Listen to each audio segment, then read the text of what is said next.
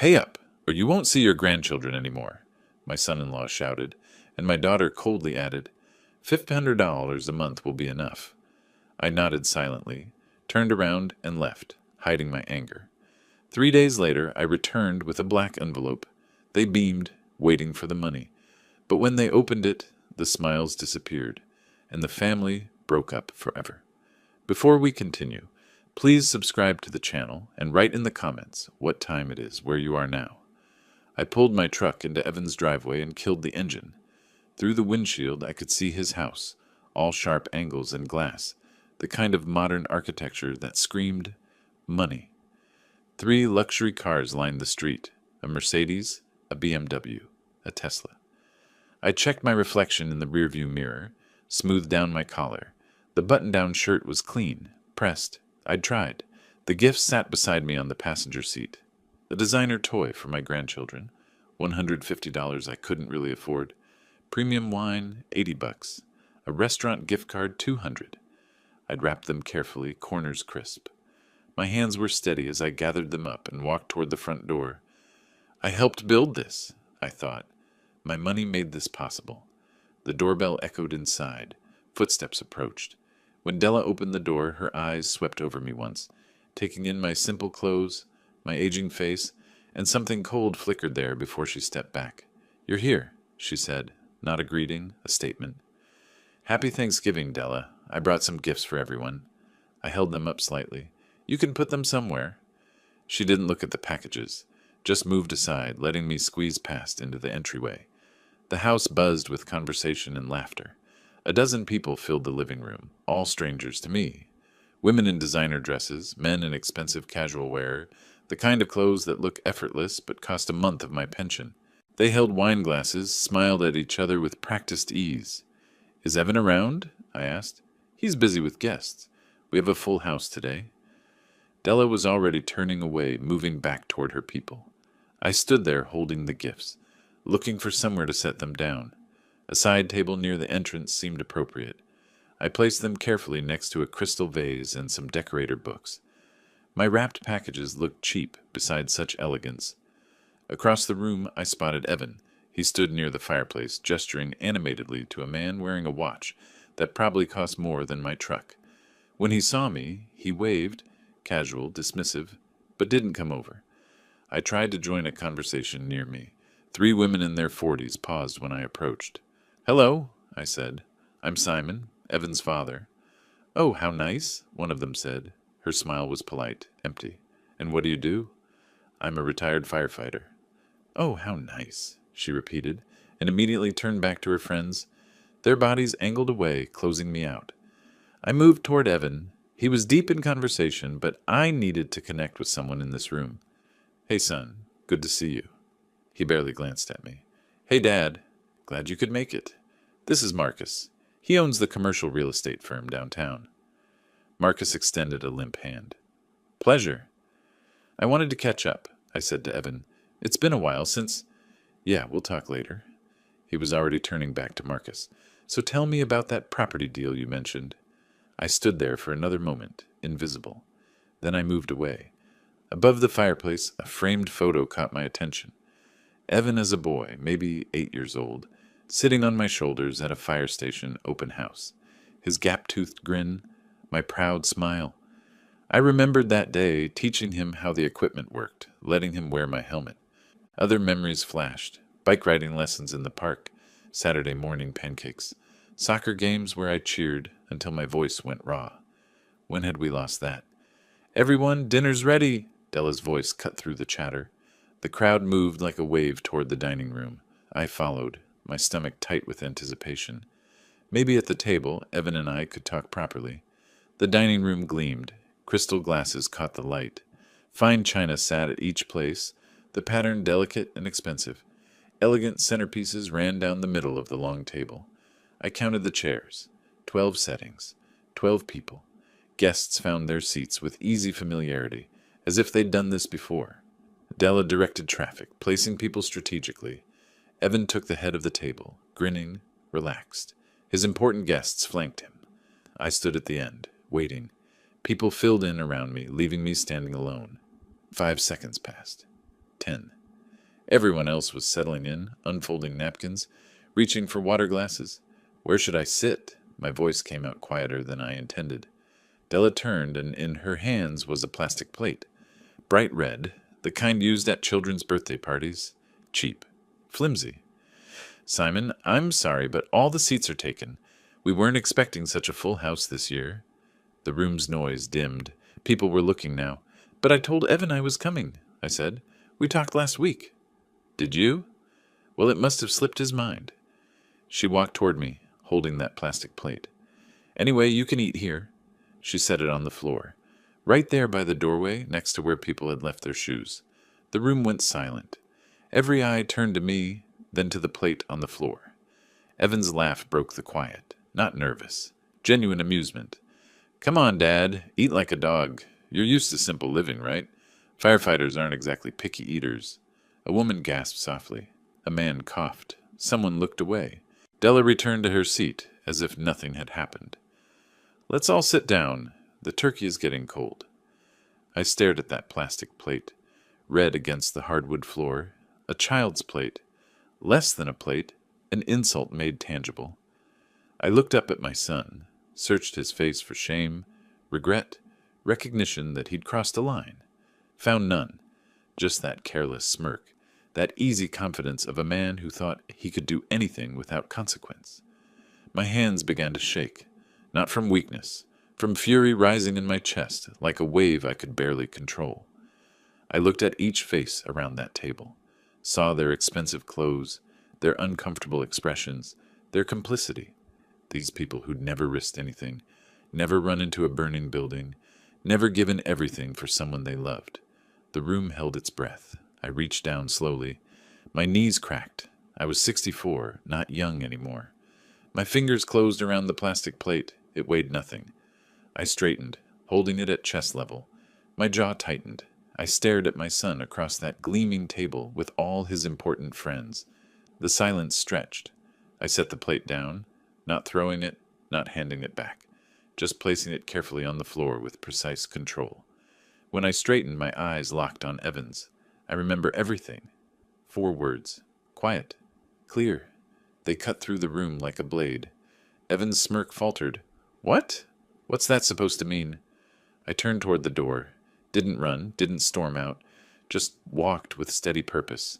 You'll find out, I said without looking back. Simon, don't be childish. It's just dinner. Della's voice had that sharp edge she used when things weren't going according to plan. Dad, come on, don't be dramatic. Dad! I heard him calling after me, but I was already opening the front door. The cool evening air hit my face. I stepped out and closed the door quietly behind me. Not a slam. Control mattered now. Behind me, muffled through the door. What just happened? Della's response, dismissive. He's always been overly sensitive. Outside, the November air cleared my head slightly. I walked to my truck, my legs moving automatically. When I reached for my keys, my hands were shaking so badly I dropped them twice before getting the door open. I sat in the driver's seat for a full minute, staring at nothing. Started the engine, put it in drive. As I pulled away from that perfect house, I glanced in the rearview mirror. All those luxury cars still parked there, warm light spilling from the windows. They were inside celebrating, and I was driving away alone. The route home blurred past. I missed my turn off the highway, had to circle back. My knuckles were white on the steering wheel. Passing a car wash triggered the first memory. 2020. Evan in my kitchen, laptop open, showing me glossy photos of luxury cars, his eyes bright with excitement. Dad, I've got this incredible opportunity.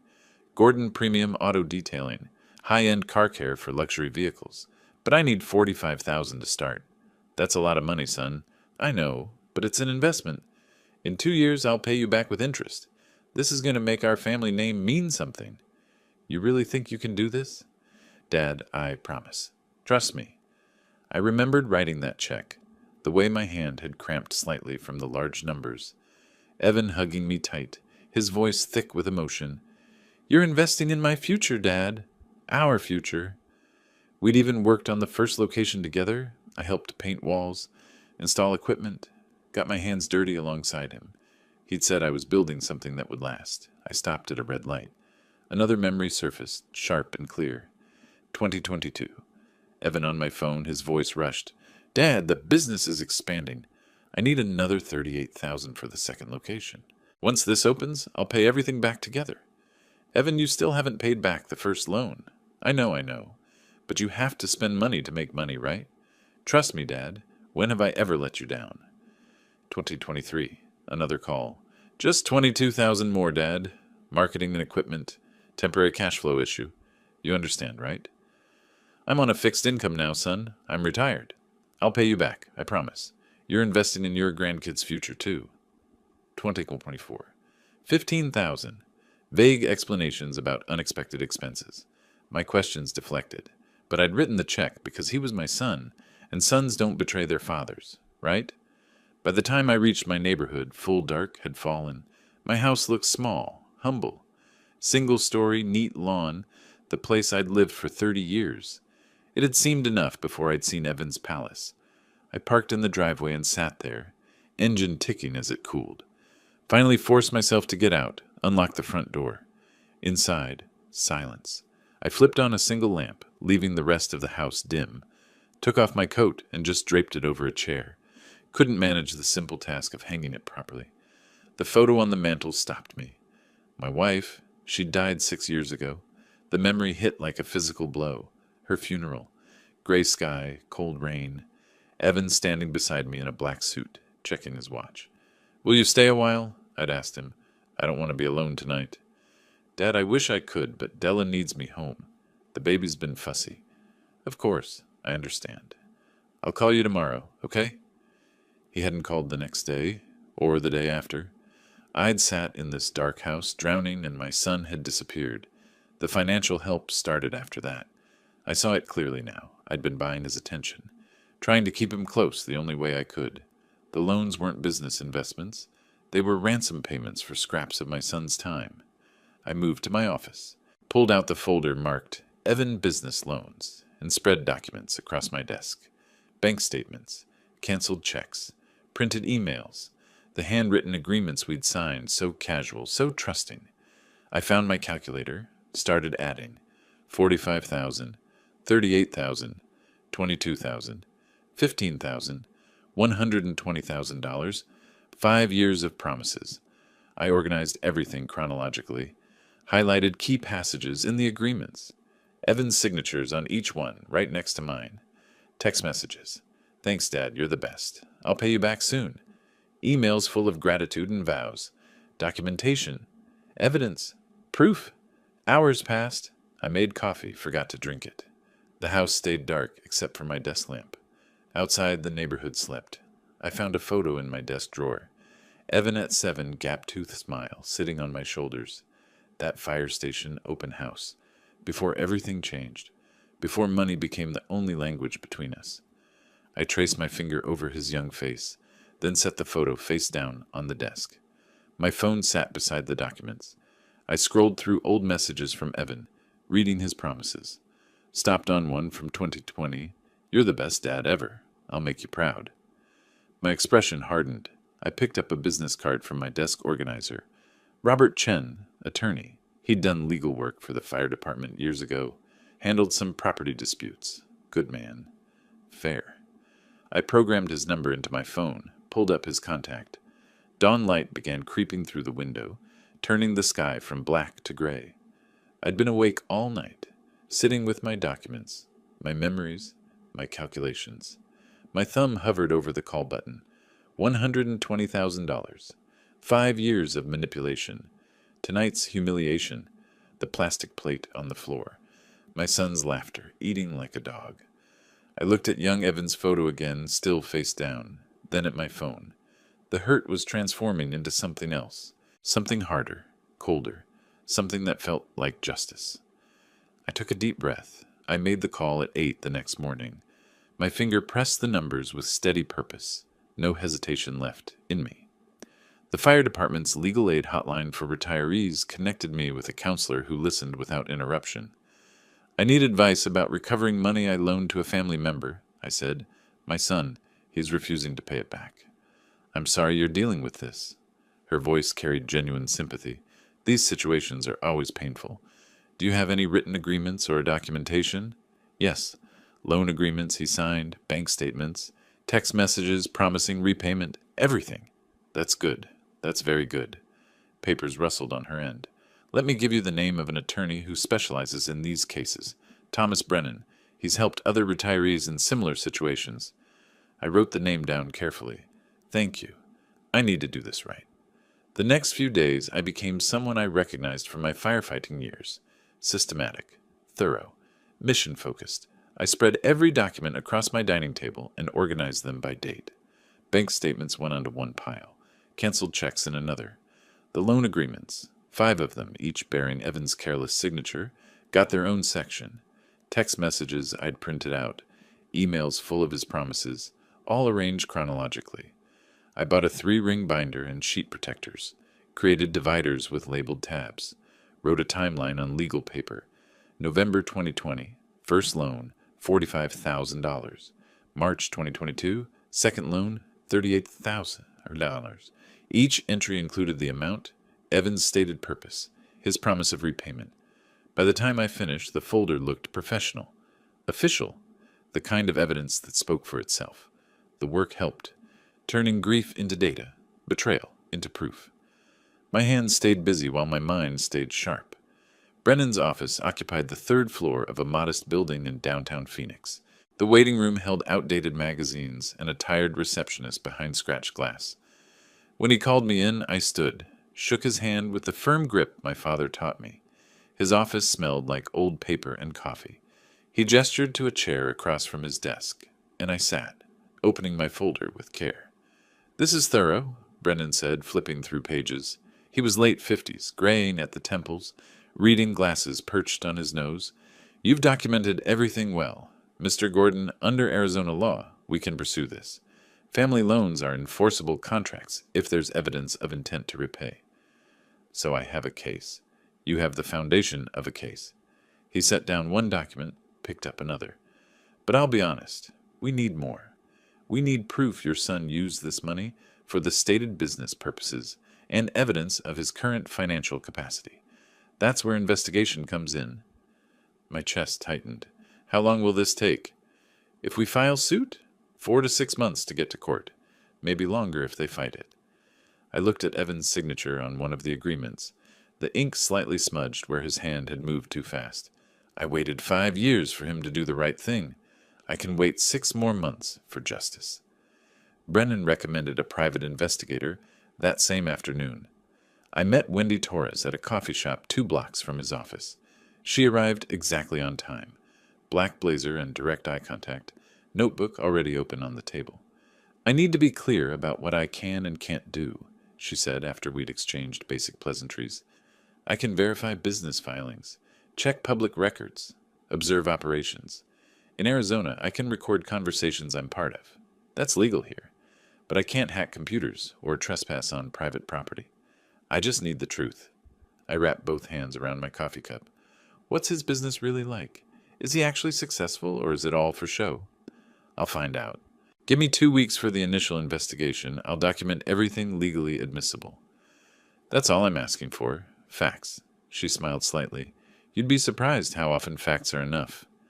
Her fee was steep, $150 per hour plus expenses. I signed her contract with hands that only trembled slightly. This was money I couldn't easily spare, but Brennan had been clear. Without evidence, I had nothing but old promises and hurt feelings. As I sat in my truck afterward, engine idling in the parking lot, I thought about Evan and Della at that table. Their wealthy friends, their expensive clothes, their need to appear successful. The lawsuit would hurt them financially, assuming I won. But there was something else they cared about even more than money. Their reputation. The idea planted itself in my mind like a seed. I didn't know how to use it yet, but I knew it mattered. Legal revenge was one path. Social consequences might be another. A few days later, I drove to the cemetery with flowers. White roses, my wife's favorite. I'd passed a small shop called Desert Bloom dozens of times without stopping, but today I pulled into the lot. Inside, the air smelled green and alive. A woman around my age stood behind the counter, arranging carnations in a vase. She looked up and smiled. the first genuine smile I'd seen directed at me in weeks. "Can I help you find something?" "White roses," I said, "for my wife's grave." "These ones are beautiful. They're popular this time of year." She selected a dozen with careful hands, wrapping them in brown paper. "I'm sorry for your loss. How long has it been?" 6 years, but some days it feels like yesterday." Her eyes softened with understanding. "I lost my husband 4 years ago. The missing doesn't really go away, does it? It just becomes part of you." Something in my chest loosened at her words. "No, it doesn't go away. I'm Gloria, by the way. Come back any time. Flowers have a way of helping, even just being around them." I paid for the roses and left, but her name stayed with me. Gloria. The warmth in her voice, the recognition of shared pain. At the cemetery, I knelt beside the headstone and placed the flowers in the built-in vase. Usually I talk to my wife here. Updates about life, apologies for not visiting more often. Today I stayed quiet, just knelt in the grass with my hand on the cold stone. "I'm doing something you probably wouldn't approve of," I finally said.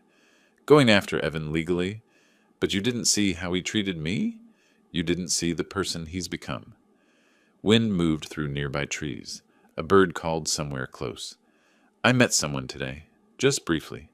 A woman at the flower shop. She was kind. I'd forgotten what that felt like." I touched the stone once more, then stood. My knees protested. 64 years old, body remembering every fire I'd run into, every ladder I'd climbed. Driving home, I thought about Gloria's face. Not my grief, not Evan's betrayal, but that unexpected moment of human kindness from a stranger who understood loss. As I pulled into my driveway, I realized something had shifted. I wasn't just planning revenge, I was starting to imagine what life might look like after. 2 weeks later, Wendy called. "We need to meet," she said. "I've got information you'll want to see in person." The diner she chose sat on the edge of downtown Phoenix, the kind of place with cracked vinyl booths and coffee that tasted like burnt rubber. She was already there when I arrived, folder open in front of her. I slid into the booth across from her. She didn't waste time. "Your son's in trouble." She turned the folder so I could see. Photographs, documents, printed screenshots. "The business looks good from outside, but the books tell a different story." She laid out photos of Evan's 3 locations. Gordon Premium Auto Detailing, each with expensive signage and clean storefronts. Then she showed me the collection notices she'd photographed through windows, past due rent payments, final warnings. How bad is it? 2 of 3 locations losing money, $180,000 in bank debt, behind on rent at 2 properties. If he doesn't turn it around soon, he's looking at bankruptcy. I stared at the numbers, the notices, the evidence of failure hidden behind that successful facade. So he needed my money just to stay afloat. More than that, he still needs money. That's probably why he cut you off. You weren't useful anymore after you retired. The words hit like a physical blow, but I kept my face neutral. That's exactly what happened. Wendy pulled out her phone, scrolled to a website. "One more thing. They're throwing a charity gala next month. Fancy event? $500 per ticket? They're all over social media playing the generous benefactors." She showed me the screen. Evan and Della in formal wear, arms around each other, smiling at the camera. The event description talked about community leadership, giving back, supporting children's literacy. I felt something cold settle in my chest. Benefactors. They won't pay back the man who funded their life, but they'll throw a party to look charitable. The hypocrisy is pretty breathtaking. Thought you'd want to know. I do. I studied the date, December 15th, less than 3 weeks away. This is perfect, actually. Perfect how? I'm not sure yet, but I'll figure it out. I took copies of everything, thanked Wendy, asked her to keep monitoring their social media. Then I drove straight to Brennan's office with the evidence. He reviewed each document with growing satisfaction, making notes on his legal pad, highlighting specific sections. "This strengthens our case significantly," he said. "It shows he received money, used it for business as claimed, but mismanaged funds. We're ready to file soon." I left his office feeling the legal side was solid. But my mind kept returning to that gala photograph, Evan's confident smile, Della's elegant dress, their performance of generosity and success. 3 days later, I returned to Desert Bloom. Gloria looked up from a floral arrangement when the bell chimed. Her face brightened with recognition. Back so soon? I wanted to ask about ordering flowers for an event. It was half excuse, half genuine inquiry. Do you do arrangements for large gatherings? She led me to a portfolio, flipping through photos of weddings, corporate events, elaborate displays. Her hands moved with practiced grace, pointing out different styles and options. What kind of event? She asked. I'm not entirely sure yet. The truth slipped out before I could stop it. It's complicated. She set down the portfolio, studied my face. Last time you were here, you mentioned a family situation. Is it getting any better? I found myself telling her more than I'd intended. About the money, about Evan's refusal to pay it back, about discovering his business was failing while he pretended to be successful. Your son? She looked genuinely shocked. The one you were visiting for Thanksgiving? That same son. I helped fund his business for years. Now that I'm retired and can't give more, I'm disposable. That's cruel.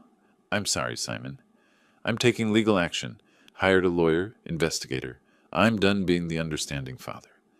She nodded slowly. Good. You deserve better. We talked for another 20 minutes.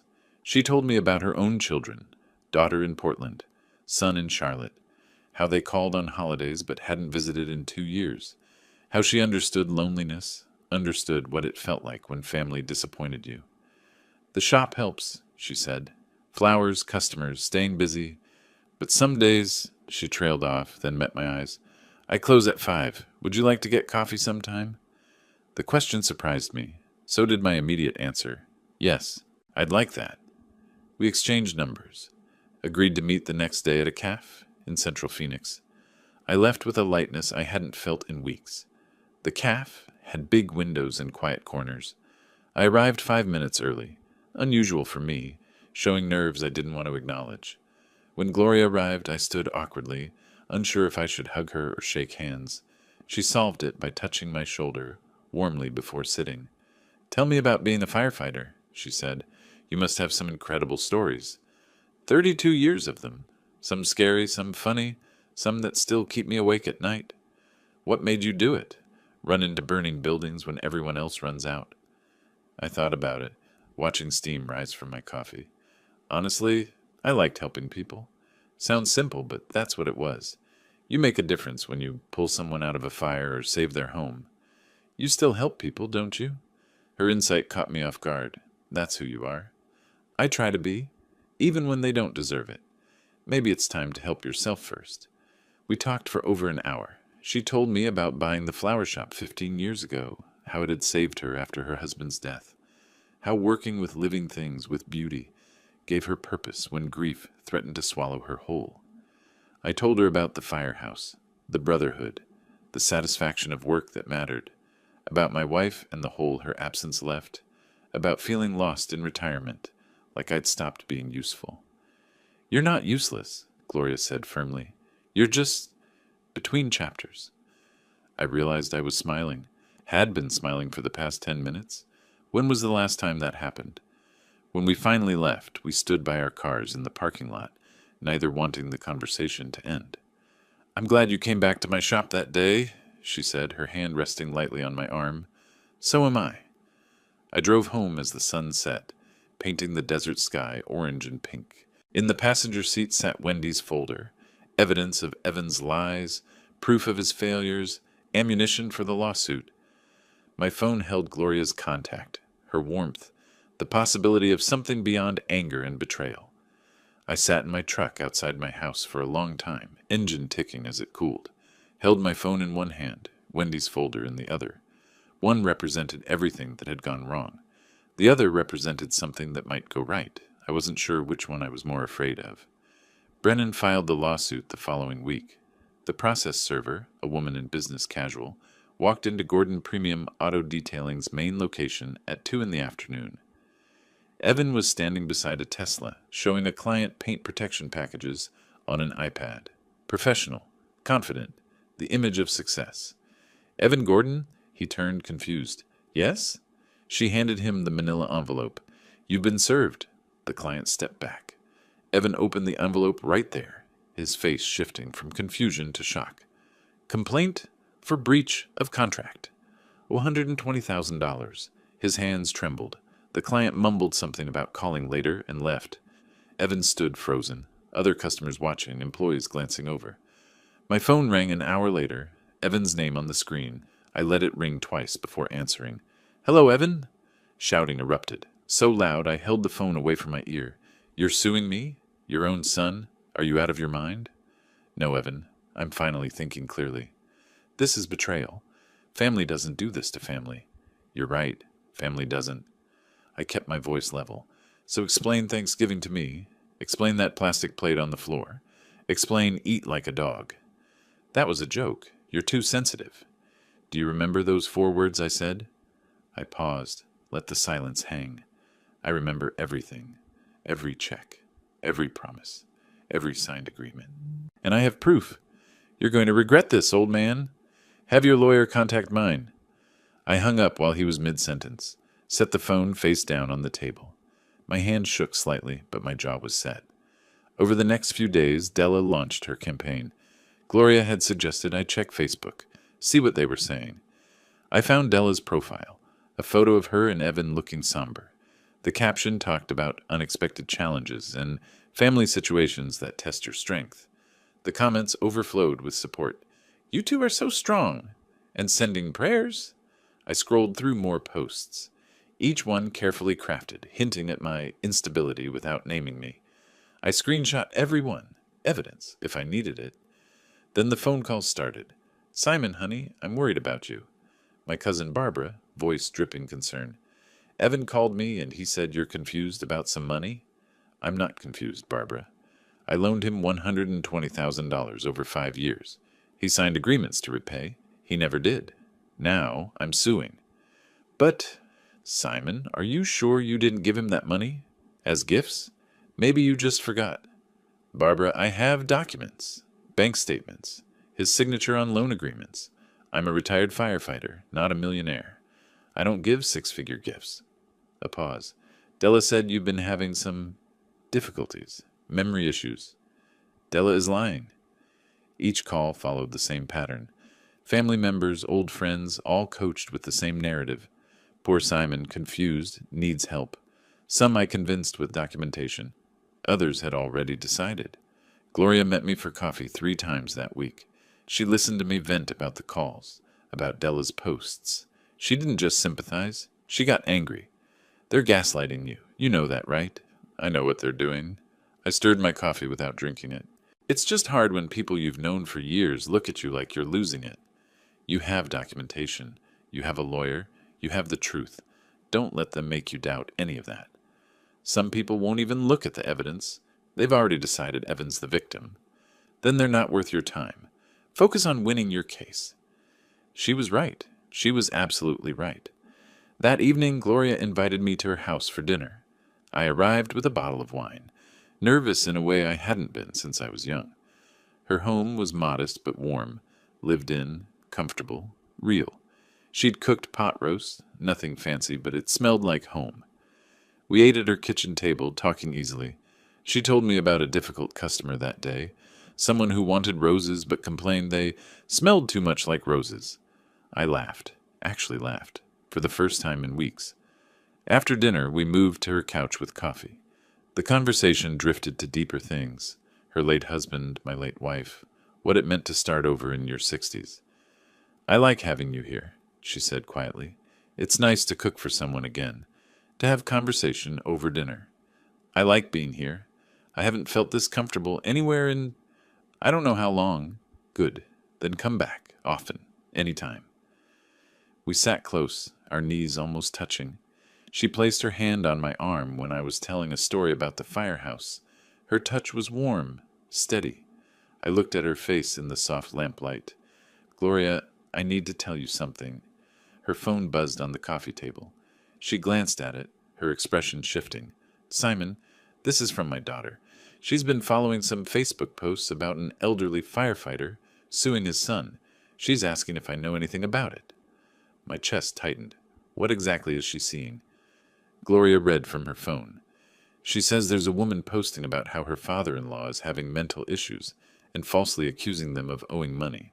The posts don't name names, but the details match. People are commenting, sharing it. Della, she's spreading it wider than I thought. Gloria looked up at me, concern clear in her eyes. Simon, this could get ugly.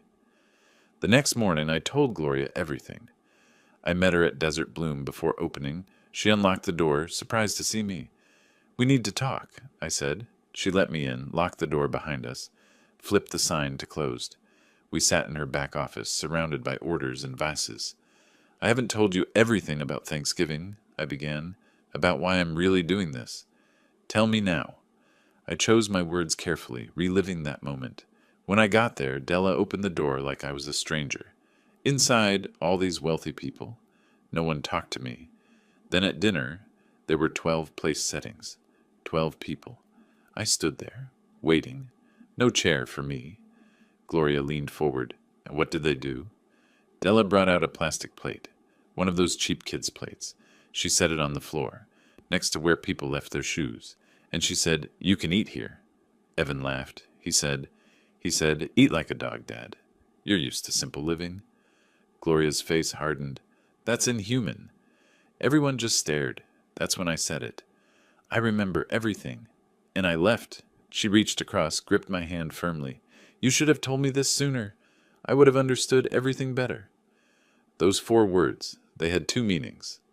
I squeezed her hand back. The obvious one, I'd remember that humiliation. But the real meaning? I remember every check I wrote, every loan agreement, every promise Evan made, every document with his signature.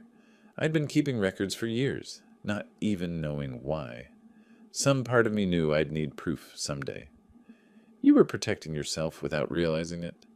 I wanted to believe in him, but I documented everything anyway.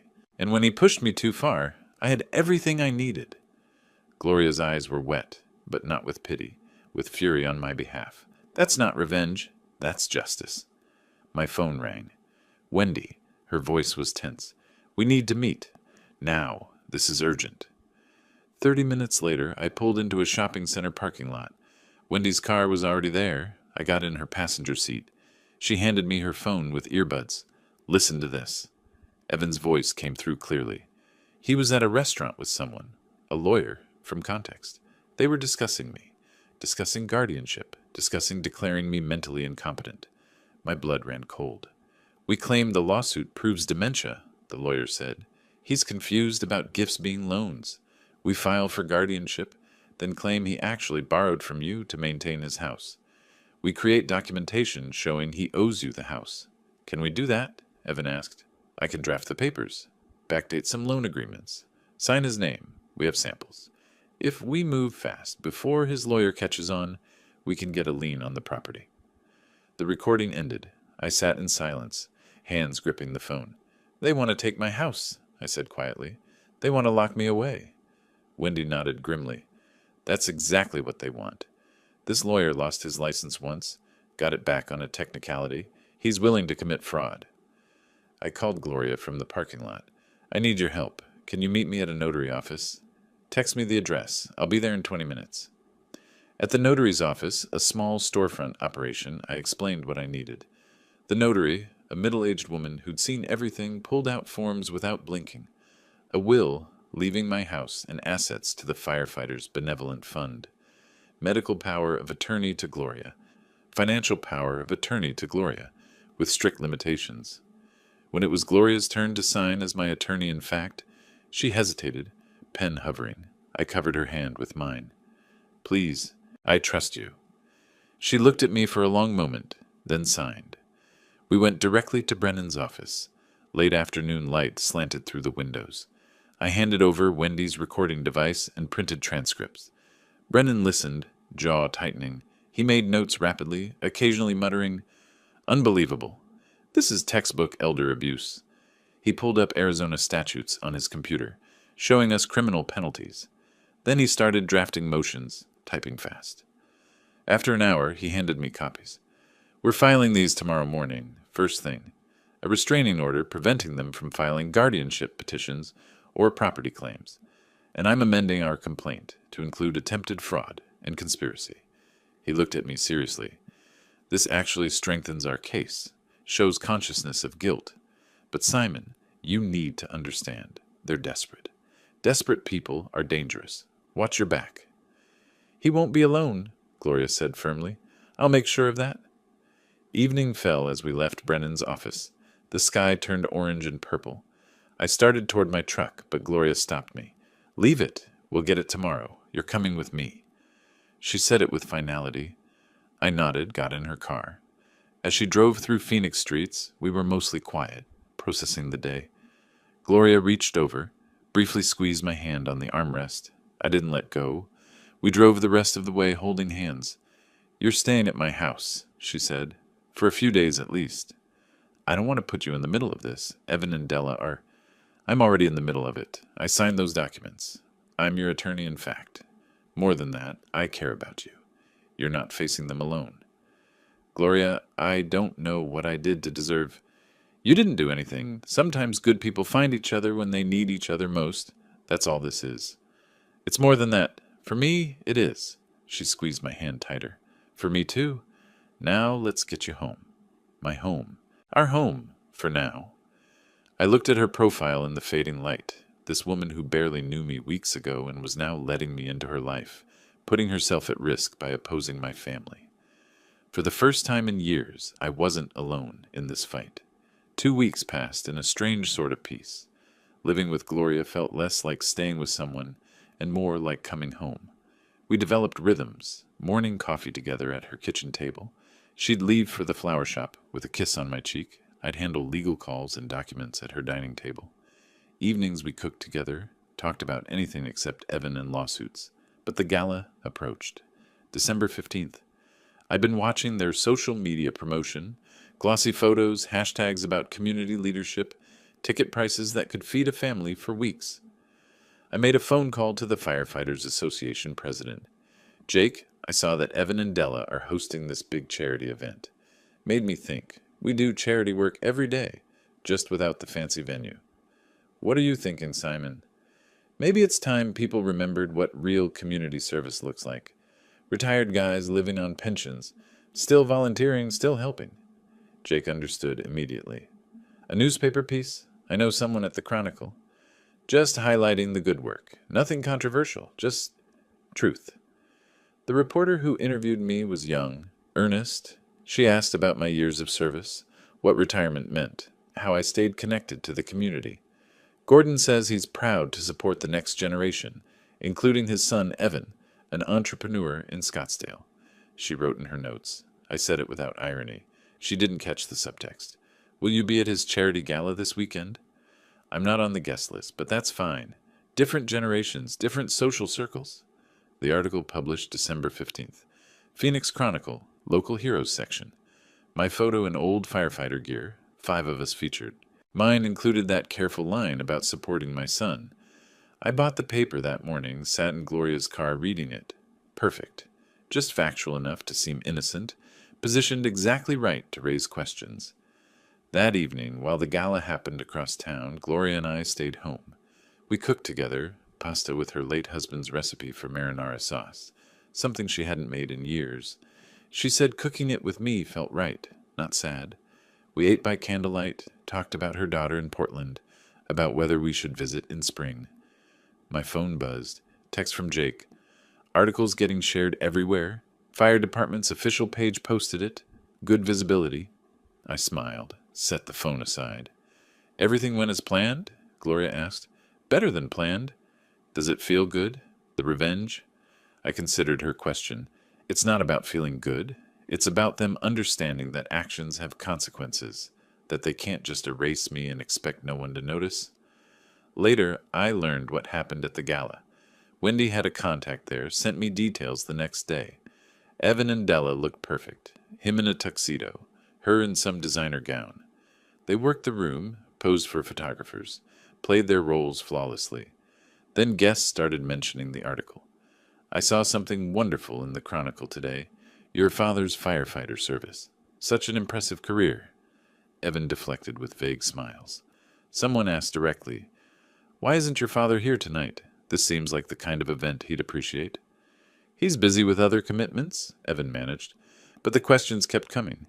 Then Richard Chambers, one of Evan's business investors, cornered him near the bar.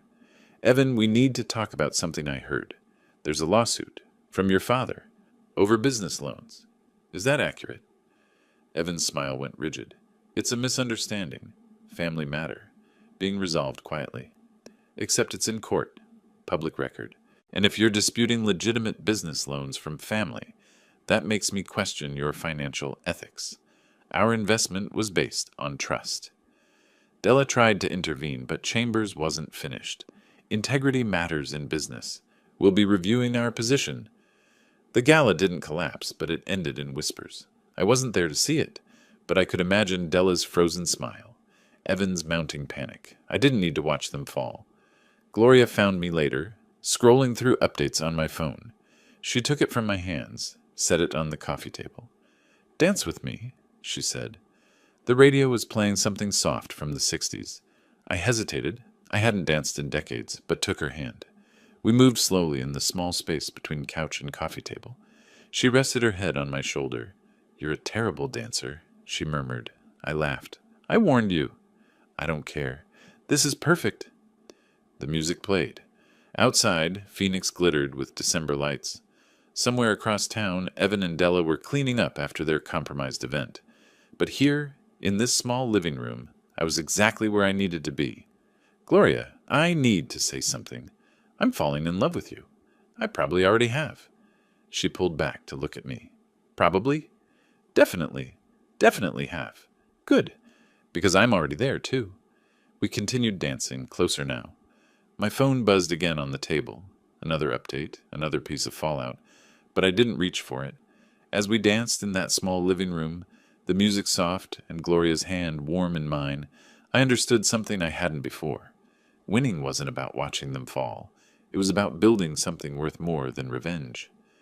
Winter passed in a strange duality. January brought cold mornings and warm coffee, Gloria's hand in mine across the breakfast table, newspapers read in comfortable silence. She'd leave for work, kiss the top of my head in passing, a casual intimacy that still amazed me. I'd moved more of my belongings to her house. We'd stopped discussing when I'd moved back. This was home now. But January also brought Evan's counterattack. His lawyers filed motion after motion, requests for continuances, discovery disputes, procedural challenges. Each one required Brennan to respond, cost money, consume time. The strategy was exhaustion. Make it too expensive, too draining, hope I'd settle for pennies, or give up entirely. Then came their counterclaim. $50,000 for emotional distress caused by my lawsuit. Brennan called it nuisance litigation, said it had no merit, but we'd have to respond. Della ramped up her social media presence, posts about toxic family dynamics and elder manipulation tactics. Never naming me, but the details were unmistakable. Her friends commented supportively, creating an echo chamber of sympathy. Some posts went viral in certain circles, young families victimized by greedy older relatives who gave gifts, then demanded return. I saw these posts. They stung. "Look at this," I showed Gloria one evening. "She's calling me a predator, says I'm trying to steal their future." Gloria read it, then set my phone face down on the table. "She's lying. She knows she's lying. The question is, do you know that?" "Of course I know." "Then why are you letting it hurt you?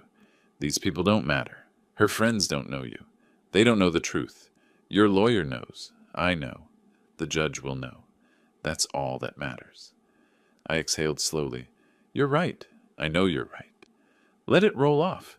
Save your energy for the trial. And for us. We're more important than her lies." February brought evening walks around her neighborhood, planning our future between streetlights. "When this is over, really over, what do you want your life to look like?" Gloria asked. "Honestly, quiet, peaceful. I want to wake up without checking for legal motions." "With me?"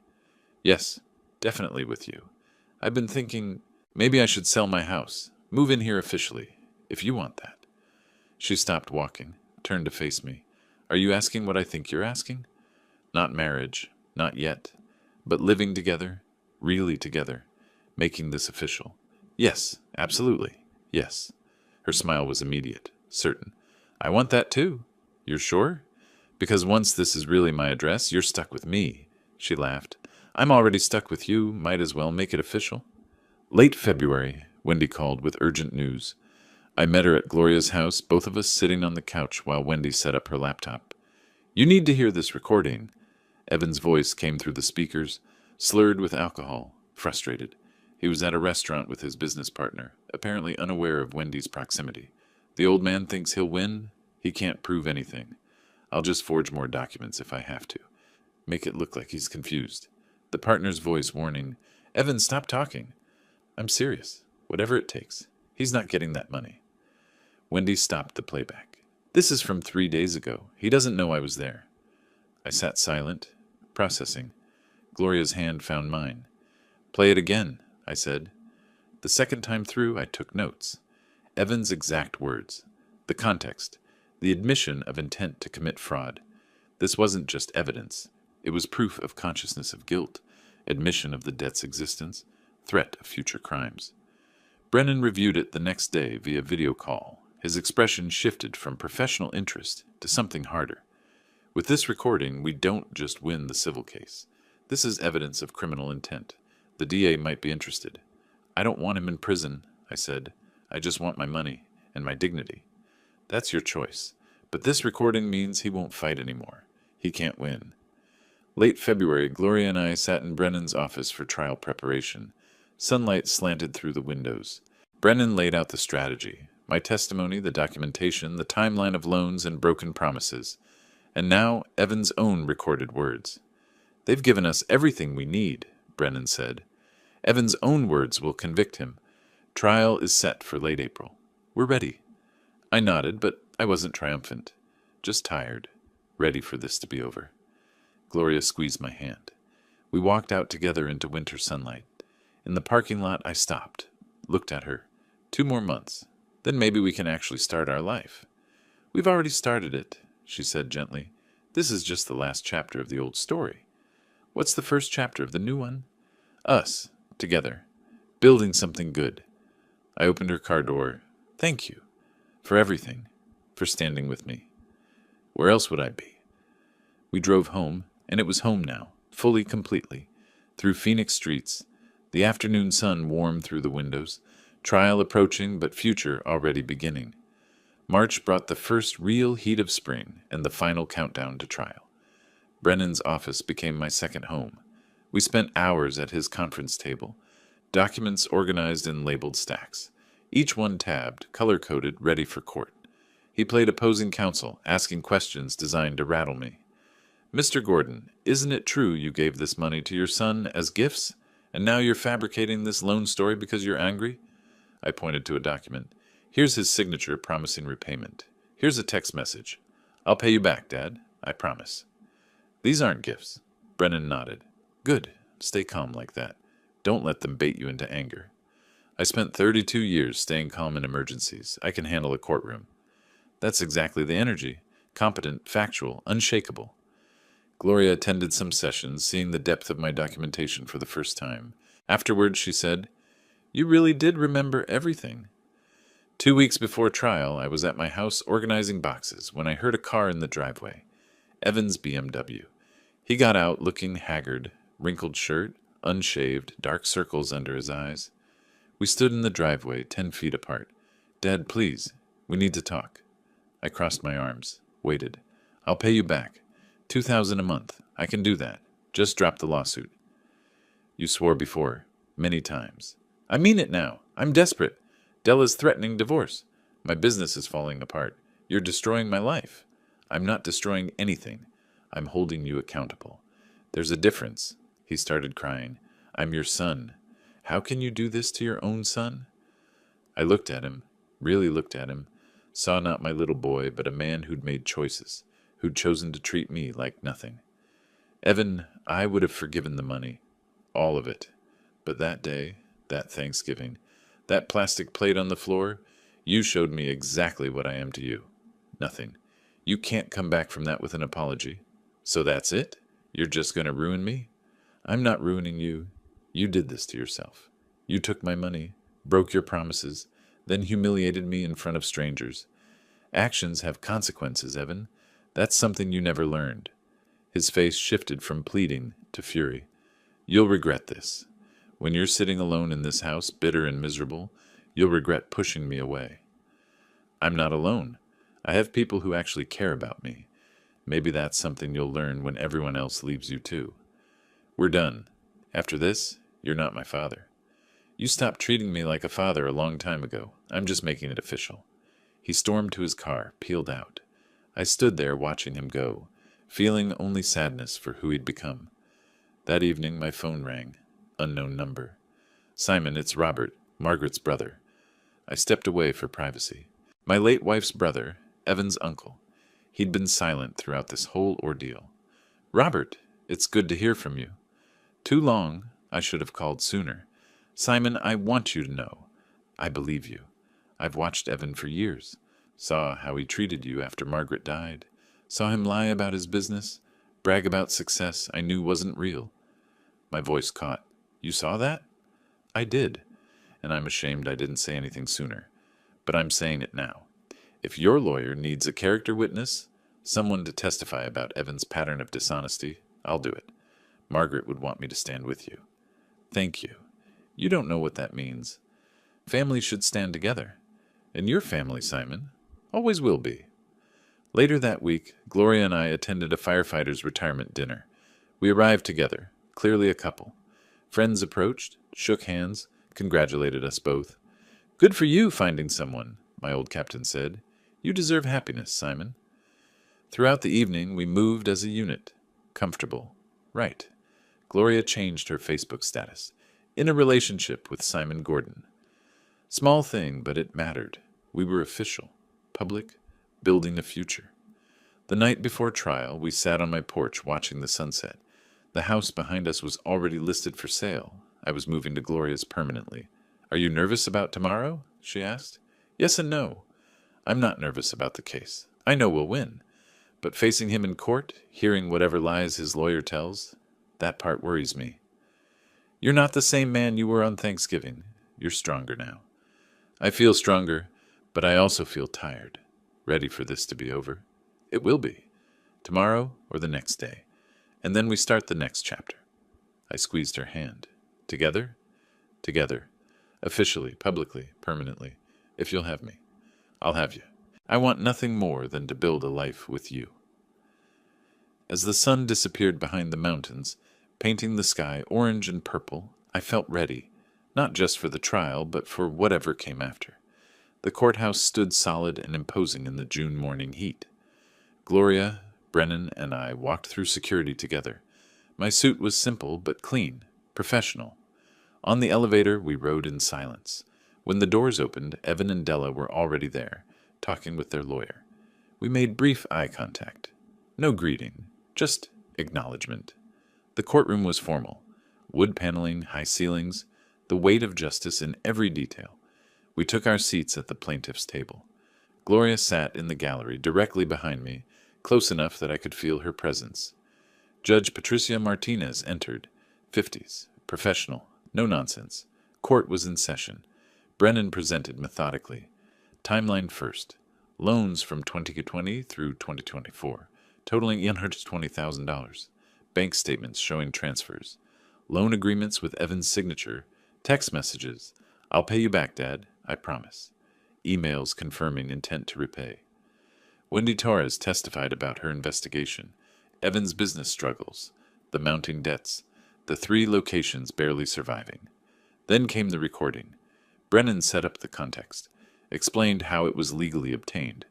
Then played it. Evan's voice filled the courtroom. The old man thinks he'll win. He can't prove anything. I'll just forge more documents if I have to.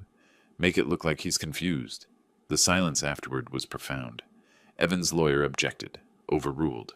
The recording was admissible. I glanced at Evan. He had his head in his hands.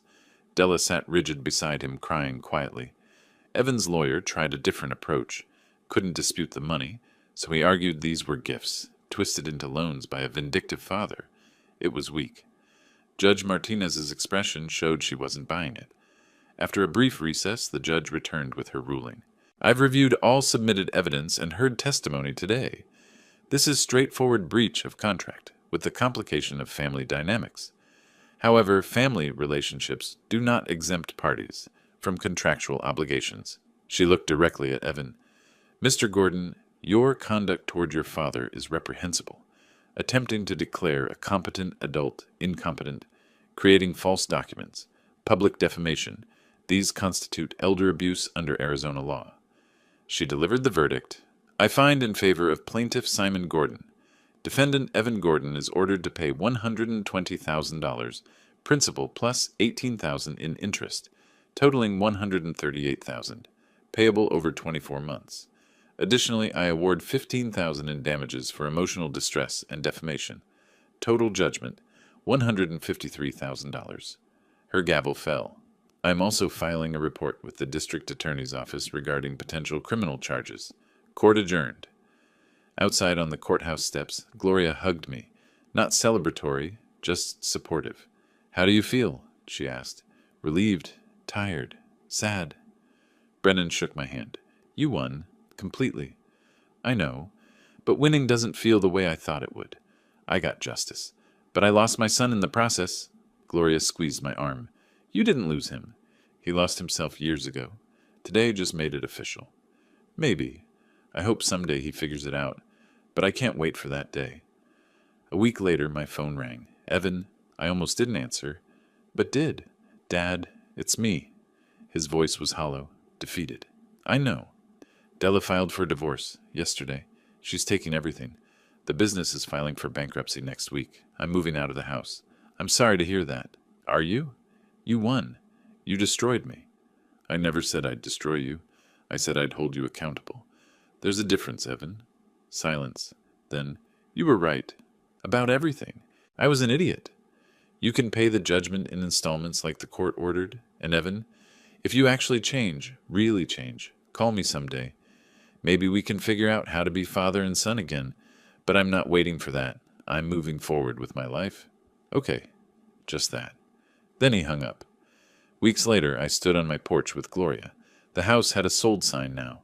We were watching another Arizona sunset, hands intertwined. You really think he can change? She asked. I don't know. Maybe. He's my son. I have to believe it's possible. But you're not putting your life on hold waiting for it. No. I spent too many years waiting for him to do the right thing.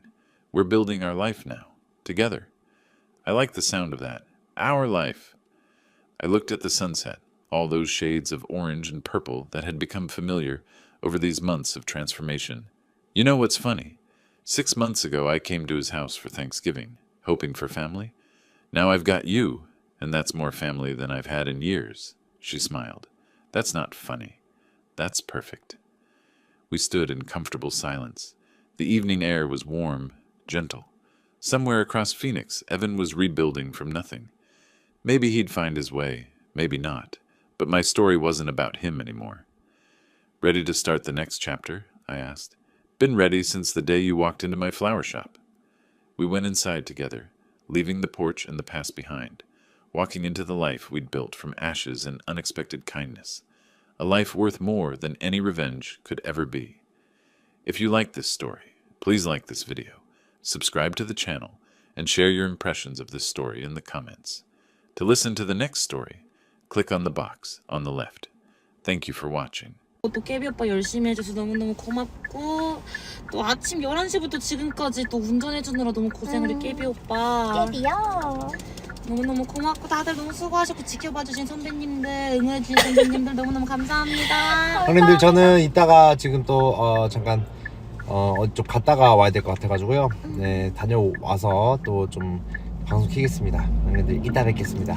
감사합니다. 일단 공지 쓰겠습니다. 네, 저희 3명 다 대표님 집 공지 가야 될 것 같아요. 쓰겠습니다. 네. 네. 네. 저 여기는 공지 올릴게요. 네, 감사합니다. 선배님들 고생하셨습니다, 형님들. 안녕. 바이바이. 아씨 나 그럼 강남에서 내릴 걸. 그러세요? 다시 또 강남 가야 돼. 여기 강남 아니에요? 장난 아니에요? 아니 여기 싫으면 또 가야 돼. 또 가볼까요? 정리하겠습니다. 안녕. 경준의 쿵푸님 별풍선 1개 감사합니다. 깨비야 이따 주차하자. 아니에요. 주차차 감사합니다.